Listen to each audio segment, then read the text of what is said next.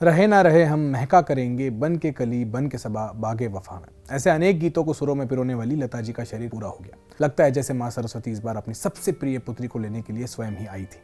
अगर हम लता जी के प्रारंभिक जीवन के बारे में बात करें तो हमें पता लगता है कि शुरुआती जीवन बड़ा ही संघर्ष से भरा हुआ रहा। लता मंगेशकर का जन्म 28 सितंबर 1929 को मध्य प्रदेश के इंदौर में हुआ था। इनके पिता का नाम श्री दीनानाथ मंगेशकर है, जो कि एक मराठी संगीतकार, शास्त्रीय गायक और थिएटर के एक्टर थे। इनकी माता का नाम शेवंती देवी था, जो कि मूल स्वरूप से गुजराती थी। शेवंती देवी दीनानाथ मंगेशकर की दूसरी पत्नी थी।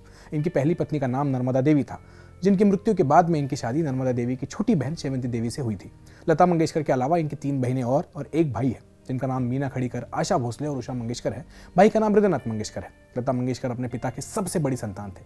पंडित दीनानाथ का सरनेम हार्डीकर था, जिसे बदलकर उन्होंने अपना सरनेम मंगेशकर रख लिया था, क्योंकि पंडित दीनानाथ जी गोवा के मंगेशी के रहने वाले थे, जिस कारण उन्होंने अपना सरनेम बदल लिया था। लता जी के जन्म के समय इनका नाम हेमा था, लेकिन पंडित दीनानाथ जी ने अपने नाटक भाव बंधन में एक महिला किरदार, जिसका नाम लतिका था, उसका नाम के कारण हेमा का नाम लता रख दिया। गायिका करियर की शुरुआत अगर बात करते हैं तो सन 1942 में अचानक से पंडित दीनानाथ की मृत्यु हो गई। तब लता मंगेशकर की उम्र मात्र 13 वर्ष की थी और उनके ऊपर अपने परिवार की जिम्मेदारी आ गई। जिम्मेदारी होने के कारण लता जी ने अपने कैरियर की तलाश की वजह से अपने घर की जिम्मेदारियों को पूरा करने की ठान ली, जिसके लिए लता जी ने कुछ हिंदी और मराठी फिल्मों में काम किया, लेकिन उन्हें अभिनय करना बिल्कुल पसंद नहीं था।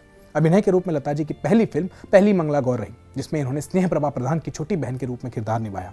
इसके अलावा लता जी ने माझे, बाल, चिमुकला संसार, गजबाहू, बड़ी मां मान और छत्रपति शिवाजी जैसी कई फिल्मों में काम किया।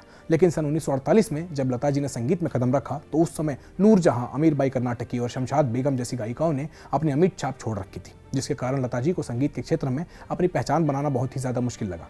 लता जी ने अपना पहला गाना एक मराठी फिल्म में गाया था, जो रिलीज नहीं हो पाई। अगर लता मंगेशकर जी की शिक्षा के बारे में बात करते हैं तो वैसे तो लता मंगेशकर जी को 6 विश्वविद्यालयों की डॉक्टरेट डिग्री प्रदान कर रखी, लेकिन लता मंगेशकर जी ने ज़्यादा पढ़ाई नहीं करी।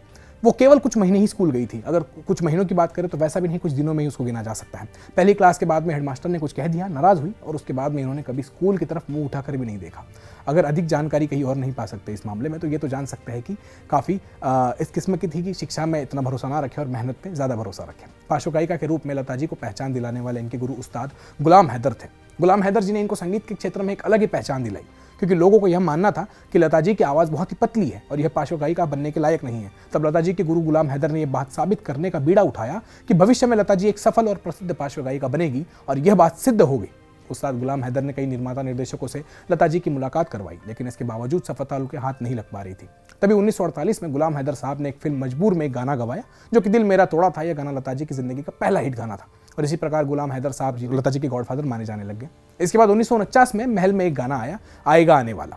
ये सुपर डुपर हिट हुआ। इस गाने के बाद लता जी ने पीछे मुड़कर कभी भी नहीं देखा। यह गाना आज भी लोगों की जुबान पर सुना जाता। वैसे तो अगर कहा जाए तो लता जी ने हमेशा सदाबहार गाने गाए, जिसको लोग आज भी सुनकर मनमोहित हो जाते हैं।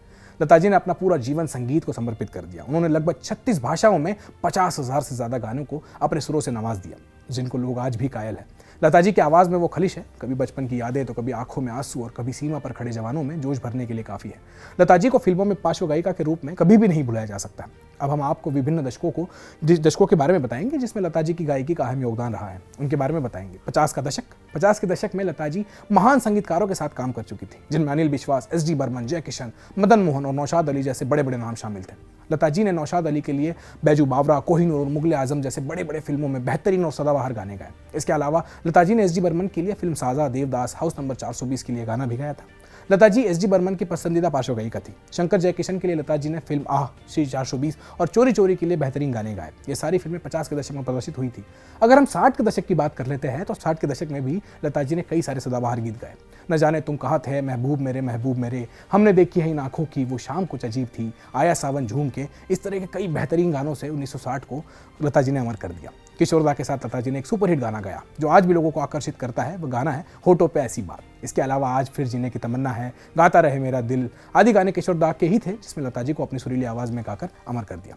70 एवं 80 के दशक की अगर बात करें तो उस दशक में भी गुम है किसी के प्यार में जो फिल्म रामपुर का लक्ष्मण, वादा कर ले साजना फिल्म हाथ की सफाई, नहीं नहीं अभी नहीं फिल्म जवानी दीवानी, तेरे बिना जिंदगी से कोई शिकवा तो नहीं फिल्म आंधी, आज भी तुम पे प्यार आया दयावान, जब हम जवां होंगे बेताब जैसी फिल्मों में गाना गाया, जिसके लिए उन्हें कई पुरस्कार भी मिले। इन दशकों में लता जी ने लक्ष्मीकांत प्यारेलाल, मदन मोहन, सलील चौधरी और हेमंत कुमार जैसे महान संगीतकारों के साथ काम किया। अगर 90 के दशक और अब तक के सफर की बात करते हैं तो इन दशकों में लता जी ने कई संगीतकारों के साथ काम किया। 80 के दशक में शिवहरी, अनु मलिक, आनंद मिलिंद जैसे संगीतकारों ने भी लता जी के साथ काम करना पसंद किया।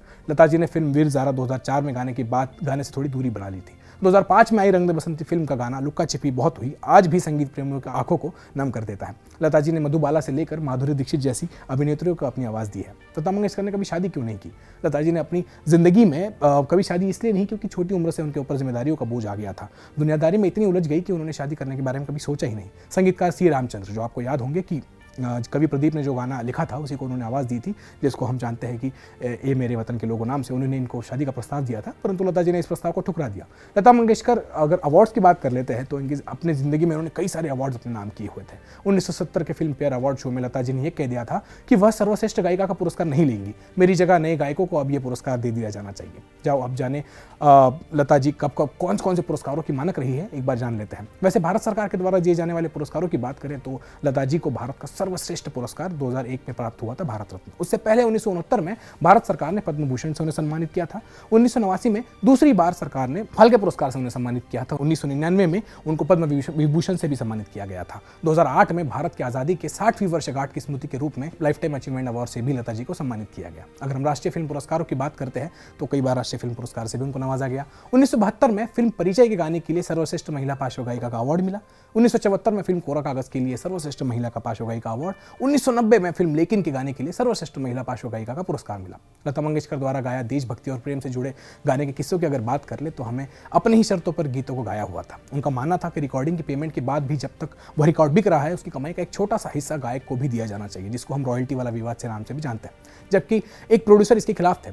जिस समय देश का मनोबल नीचे था तब देश को एक ऐसे ही जज्बे की तलाश थी जो कश्मीर, कन्याकुमारी और कच्छ के रण को एक कर दे और साथ ही आसमान में तिरंगे को लहराता देखकर गर्व महसूस करा सके। ऐसे में राष्ट्रकवि प्रदीप ने ये जो शब्द लिखे, ये मेरे वतन के लोगों जरा आंख में भर लो पानी, जो शहीद हुए हैं उनकी जरा याद करो कुर्बानी, इन शब्दों को लता जी ने अपनी आवाज़ दी थी, जिससे यह गाना सदा सदा के लिए अमर हो गया। इस गीत को लता ने सबसे पहली बार 27 जनवरी 1963 को दिल्ली के नेशनल स्टेडियम में गाया था।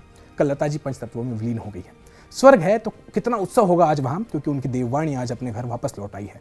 बड़ी रौनक होगी आज भगवान के दरबार में, संगीत का खजाना पहुंचा है जमीन से आसमान में। फिर भी जब तक ये दुनिया रहेगी उनकी आवाज़ अमर रहेगी। शायद इसीलिए लता जी खुद कह गई, नाम गुम जाएगा चेहरा ये बदल जाएगा, मेरी आवाज़ ही पहचान है, घर याद रहे, घर याद रहे।